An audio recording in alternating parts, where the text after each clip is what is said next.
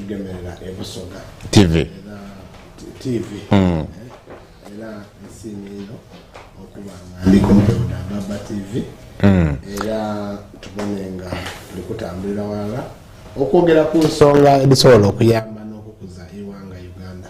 Okay. Alright, oyo mubaka Solomon Silwany, Member of Parliament wa Bukoli Central, atenga Commissioner wa Parliament. Well, Honorable, first things first, are you surprised ne win jemwafunye nga NRM mo Parliament? Of course, I'm not surprised kuba akalulu kali clear ababaka bonabona bali bawagira abantu babiri abo, the Right Honorable Anita Amungu era ni Right Honorable Thomas Tayebwa. Kuva ku ntandikwa era SEC yakola bulungi no okola decision okubonanga yone ebisa abantu benabo era ndoza you saw when the situation came like that ebintu byamala byawola abantu bonabona their heart settled because the will of the people was done. And you know when was this the will of the people, it was the will of SEC? This was the will of members of Parliament, because even before you went for SEC, you know very well before SEC sat, we were already at Chadondo. A multitude of members, over 250 members, were walking on foot, demanding for the two candidates. So this shows you that this was the will of the SEC members. Not the SEC members, of the members of Parliament. So we are happy. We are looking up to the new leadership and how we are going to move. The body of the late is going to come this week on Friday, and then we shall go tomorrow to bury him, and we shall dearly miss him. Okay, we shall come to that. But again, Honorable, what do you remember Bechibina Chamwe, whom I have personally talked to? Okulinombaka Averwe Miyaga, Honorable Sekikubo, from the onset, in fact, okuva SEC we yavayo n'erinnya lya Mukyala Among yalaga nga tali simumativu ngati oba ekibiina already kyali kikoze decision nga kyalina position ku speaker. Why did you call for expression of interest forms? Muganda nge Sekikubo lwe yali amateddeko nga buli process ebeerawo yeye kaya terovaayo nga simumativu. Ndowooza tosobola kubeera unique nga buli kimu gwotamatira ensi eno. You can't have everything. There must be a speaker, there must be a president, and they are only, those positions have only one person. Me, I know the process yali nungi era everything was okay. And the voting went on well, and the Right Honorable Anita Among and the Honorable Tayebwa won. And yesterday I was on record, I was telling Ugandans this term they are going to do, we gave them this term to finish the job of the late Jacob Olanya. Then we shall start giving them their term of office. Twabawa term. Anita ne Tayebwa. Nadala Anita. Nene Tayebwa naye okufuuka deputy. No term yali Olanya. Era buli kye bagenda kola Olanya byandikoze. Bagenda kutuukiriza mission y'Olanya. Ekisanja kyabwe tujja kutandika kubawa 2026. Kino kye kisanja kyabwe kisooka. Kino si kye kisooka kubanga kino tewali ya planning ati Olanya agenda kola ki kufa. Ffenna nga abaka ba Parliament twalonda Olanya. Era kino ekisanja twawa Olanya. Era buli Olanya kyayogerako People's Parliament okwagala Parliament ede mu bantu. Bano bali mu kutuukiriza. Bali supposed kutuukiriza ebyo. Vision y'Olanya. Mu kisanja kino. Then ekisanja kyabwe kibajja tuleetera vision eyaabwe yennyini n'ebintu bye bagenda kukola ebyabwe ng'abantu. So then bajja kutuwa mu 2026. So Honorable Anita omuwaji n'emyaka 4 n'omuwa n'emirala 10. N'emirala gisukkamu kubanga kijja kusinzira naye Katonda aba atuwadde obulamu waali bbanga ddene almost myaka 20 ng'akola. Informs your deep love for Honorable Anita Among. Because twakulaba wa yiwayo nnyo mubiri ng'enjogera ennaku zino bweri okulaba nga Honorable Anita afuuka speaker of Parliament. Kyensinga okwagala unity mu Parliament. Unity okubeera nga abaka buli we mubeera awamu mukola bingi era musucceedinga nnyo okukola. So nayagala nnyo right honorable Anita Among abeere speaker ng'amanyi nno tugenda abeera united era Anita Among we yafuuka speaker ne Tayeebwa n'afuuka deputy emabega wali akalulu akasinga okubanga kocha kaali ka deputy ne speaker era abantu ne baawukana naye kati abo abantu bonna boogera lulimi lumu era parliament eno eye-11 egenda abeera emu ku parliament ezijja kukola obulungi as united well but we see some semblance of this unity already twalabye ekyabadde ku honorable Francis Zakebutebi honorable wali ku mwanjo nnyo okulaba nga ava ku commission gwe naye ko mubadde mutuula awamu. There are some people who still say singa twayina a more experienced speaker ensonga eno yalibadde handled differently. What is a more experienced speaker? Yabadde ate nga mukadde nga because I don't understand the whole thing because ndaba nga okubeera speaker there are requirements and minimum qualifications and the right honorable Anita Among is above those qualifications. She's a lawyer, not just a lawyer, first class lawyer. She's an accountant. She has been a lecturer. She performed well at university that she was retained to lecture. No, she's new in the office of the speaker. Yeah, but everyone at a given time was new, even you. Baba de mentored. No, hold on. Olawa nawe ne mama but deputy speaker Baba de mentored never speak about way for some time. Yeah, mama we yakuzaala. Wali tomumanyi. You were new. As wali oyonka then nomutunulira mu maaso n'olyoka okola ki? Omutegeera. Naye wali tomumanyi. So everything there must always be a beginning. Let's look at the precedent. Ababadde nga ba speaker basooka kuba ba deputy speaker at least ku bisanje ebiwerako emabega choyagala about 2 terms before. Choyagala kunga right honorable Anita Among tabadde deputy speaker 4 months.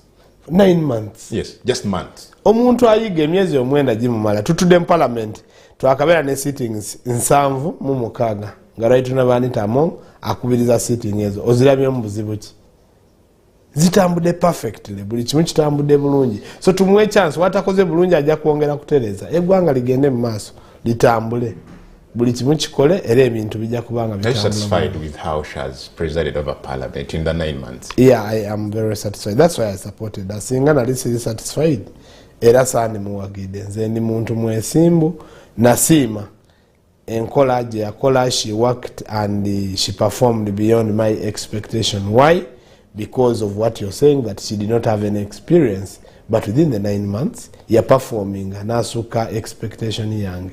So that is why navayo netumuwagira netutambula nga twagala tumuwe chance akole era amanyi agenda akola bulungi nnyo okutambuza eggwanga mu parliament. But honorable, to respond nze ko abagamba nti engeri ya presiding over controversial issue y'omubaka zaake was in a way perhaps lacking in their opinion.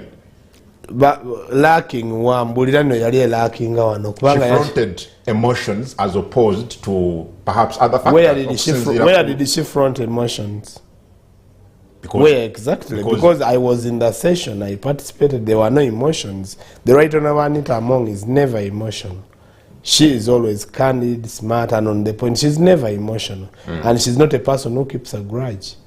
So chemumanyiko takuma busungu are moving on immediately after ekintu kibaddewo. Honorable Mongo yali mu FDC. Honorable Tebo yali mu FDC. Nange nali mu FDC. Ne wali mu FDC. Yes. Ekibiina kyammwe kya NRM tekinayo bantu original members of the party that you would front for this position. NRM president atera okukitugamba tebatunuulira nnyo ani naye batunuulira kiki ekirina okukolebwa. Ffe tutunuulira nnyo kiki ani akikola does not matter. President atera kiyita the who, not the who but the what. Si ani akikola si kungu muno kungu goli no kikola naye kiki ekirina okukolebwa. Agenda eyo weba ekolebwa then omuntu yena asobola okubanga atambula era nga akola omulimu ogwo. So manyi the honorable Anita Among, the honorable Tayeebwa bajja kukola bulungi. Nze sawa zino ndi NRM naye nali FDC. Fo twayera oluguudo ava South Africa nisi biri mukaga fo twayero oluguudo natambula okuva Entebbe paka Kololo kubigere fa avuka abiri abali mu maaso then you abandoned nga twero no because tewali cause mukusooka I thought there was a cause then agenda okulaba nga kintu tekitambula nenkivaamu nenyingira National Resistance Movement era kati tukola bulungi nnyo. Parliament ekyayina okwetengerera mu ndabayo bwebanga SEC caucus ebyekibiina ekimu buli gwe musomako nti beera speaker beera deputy n'abeera tusuubira bano okusigala nga beetengeredde mu lukiiko lw'eggwanga olukulu but yeyo gye bayita multi-party democracy ne wetwayingira mu biina ebingi ebyobufuzi buli kibiina kigenda mu caucus era ojjukira bulungi tino n'opposition nayo yagenda mu caucus nereeta candidate era baatula mu kabondo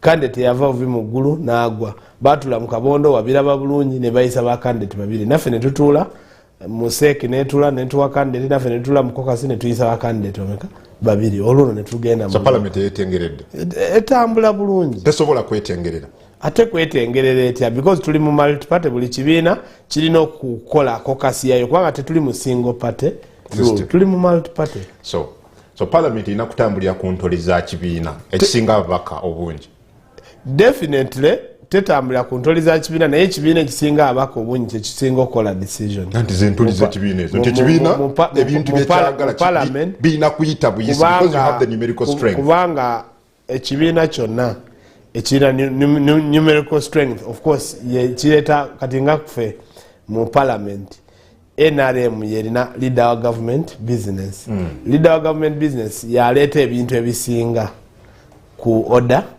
paper era the right honorable Nabanja yaleta ebintu ebisinga byonna ku order paper because order business ya government taking a priority ku order paper ya parliament so era manyinga NRM erina influence mu parliament lwaki kubanga ababaka bangi naye tukola decision tebatutegeera butegeezi tukola decision erako right honorable Anita Among netayewa walabanga twakola decision nga ne SEC tenakola ki tenatuula emyaka gino egisigadde 5 okumalako parliament ye10 myaka ena actually tewasigadde emyaka 5 wasigadde emyaka 4 yes 4 years okumalako parliament ye11 nga Anita ye speaker tayebwa ye deputy speaker osuubira ki nsuubira parliament eri awamu nsuubira parliament egenda akola bills nyingi oba okubaga okukola amateeka g'ebintu bingi okutereeza okulanga parliament etambula bulungi era nsuubira parliament egenda okubeera ey'abantu nga parliament y'abantu nga nsonga zetwogerako zikwata ku muntu wa wansi era omuntu wa bulijjo ekyo kyensuubira okubeera mu gino emyaka 4 mu parliament well ebyo byoyogera Jacob Oulanyah yabisuubiza people say he had the blueprint of how he wanted parliament to be your candidate your speaker the one you fronted the current speaker of parliament taina blueprint eyo nakugambye ntya mukutandika agenda kutuukiriza byoli but alina blueprint eyo blueprint bagabe bagiprintinga mu bwongo. This is we sat as a commission. The Right Honorable Jacob Oulanyah, when she was still alive, we sat as a commission na sharing nafe nga leadership ya parliament. This is how I want us to move, this is how I wanted us to move, tuja kutambula bwetuti because of this, and we agreed, and we are not going to depart or divert from that. We are going to move the 4 years in that same direction, and the only person who would implement it best would be the Right Honorable Anita Among, because even Anita Among understood the Right Honorable Jacob Oulanyah most and best. Okay, ngatugenda mukumulako. Honorable Dr. Tango Doi, ssentebe w'akakiiko k'ebyokulonda ak'ekibiina kya NRM, lwe yalangirira nti akakiiko kaali kali mu kufuna expression of interest okuva mu abo abegwayiza ekifo ky'obwa speaker. We saw a couple of ministers expressing interest okuva mu bwa minister okujja okubeera ba speaker ne deputy speaker. What did this mean to you as a senior member of the party? Gwali mululu na kwagala kulinya kubeera speaker kwa already oba oli minister kikyenyo. Isn't it a vote of because confidence? It is a government omulimo guno gwonna gwa service delivery. Maybe abalala ndabanga gwali mululu, abalala ndabanga maybe bagala kubeera promoted. Abalala abantu balina issues abezenjawulo. Aba north maybe balowooza nti no position erina okubeera ng'eveeyo mambuka bingi. Naye abantu bawa opportunity ne bagezaako era bagezaako ekirungi temwali ku resigninga tewali minisita ya resigninga gwali mululu naye nga guba mululu lwaki ova ku kifo kyoliko ate n'ogenda osaba ekiri tekiraga nti tebali satisfied ekyo saagala kukibategeerera naye nze mba ndaba lwaki ova ku kino n'odda ku kiri so anti era noono yavudde ku bwa deputy n'ayagala agende ku bwa speaker but presidency yebaddewo era abaddemu legislature nga deputy speaker bulijjo deputy yafuuka ki speaker naye we nalaba ba minister nalaba minister Jane Ruth Acheng minister mama corona nendaba honorable Kafuzi atone general nendaba the honorable minister wa defense n'amagye mangi nnyo nga agenda kupikinga form nengamba abange mwana abantu bange mbadde manyi bali happy katunye ku mazzi tujje okyaliko babativize Adam Kungu